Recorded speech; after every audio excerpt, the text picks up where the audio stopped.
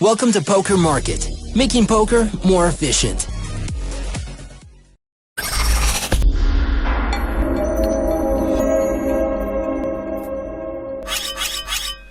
Hi guys, it's robmaf here and welcome to my new poker course, Redline Ninja. In this course I'm going to share all the knowledge I have about the red line and making it positive. For last 1 million hands my red line is on the plus, and I'm doing something totally different than the rest of the guys around. The red line gives you the feel of power. You can control your opponents to some point because you know where to bluff, and how to exploit them. So positive red line will decrease your variance because sometimes you lose a stack because of the flip or something, or you got a bad beat. But when you know how to win also on the red, it will be totally normal for you to win like 5-7 binds on average and lose when you're losing much less.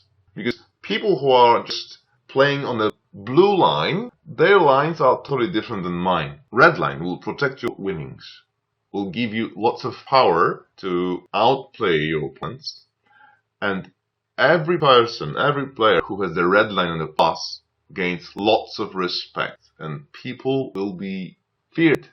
You'll know how to put your opponents in tough spots. You'll know how to create dynamics and to be one step ahead versus your opponents, because you'll know, okay, I've made this move, you make the exact note, and you know how he will change dynamics. Please remember, red line is not a goal. It's an outcome of your knowledge and the outcome of what you're doing on the tables with your opponents. I coached almost 100 players already. Many of them, when I asked in my poker coaching questionnaire, what do you think is your weakest spot? Most of them said, well, my red line is my weakest spot. Well, actually, I think it's a myth, because this is not your weakest spot. This is the outcome of your weakest spot. Because those guys are very straightforward, or they don't know how to bluff. They don't know how to find opportunities, how to seek it, how to execute when you have a chance. So this is all about red line. So someone who can have red on positive, can become a Redline Ninja, as I call, must have certain profile. In this course, you'll learn how to see ranges very sharp. You'll know how to play certain players versus weak reg, versus medium reg, versus good reg.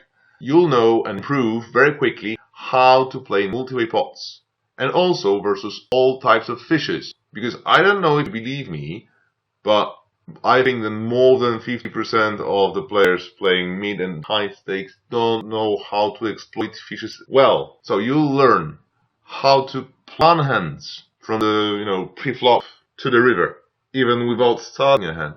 You'll know how to be one step ahead versus your competition.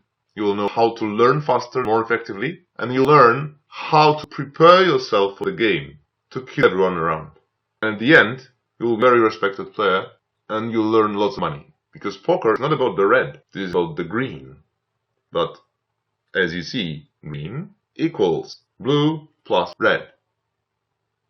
It will give you the lifetime poker income, and you will see much more than others are seeing in the same time. I haven't seen any poker course like that. No one is saying anything about red line, and no one is showing you the exact exploitive moves that will help you to earn money like that. So I hope watching this course will help you earn a lot of money, as I earned during my whole poker career. Thank you, and I hope we will start working together, and I want you to become poker redline ninja like me. Is aggression in the wrong way. So he's way too aggressive on flops and turns, and he bet folds way too much. Okay, a 9. Actually, this board accepts the situation where he has a straight or a flush right now. My calling range is in general much more connected to this board. I could have a straight, I could have a flush, a lot. So if he checks here, he has something for sure. So if he checks here, I could make a huge bet versus him to make his life tough. But he's also a hero caller, the last badge there.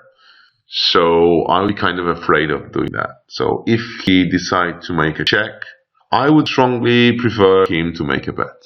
Yeah, but I decided finally to make a bet here. And I decided this is pretty important for me to win this hand. And I also think that in this situation, I would have lots of hands, like a 10 or 9 or sometimes a pair. So if he has a flush or a not flush, he should bet himself because of my range. That's why I knew his range is cut. So this check raise is a bluff. This check raise is a bluff, and I was pretty sure. This is a bluff because of my range. As I told you before, he was supposed to make a value bet. Here I would have some hard time. I had some hard time when he check raised. I had some hard time when he checked. But using all my time bank, I decided this is a great opportunity to take this pot away from him, because something was wrong. Like not flush, he should bet by himself. He shouldn't expect me to bet often enough when check for him to let him just check raise the nut flush. So he doesn't have it, and I can. There's also sizing tell. If he's check raising and if he expects me to make a call, why is he not shipping by himself? So he gave me the rope to hang him. It's perfect. It's a multi-level mistake by this guy.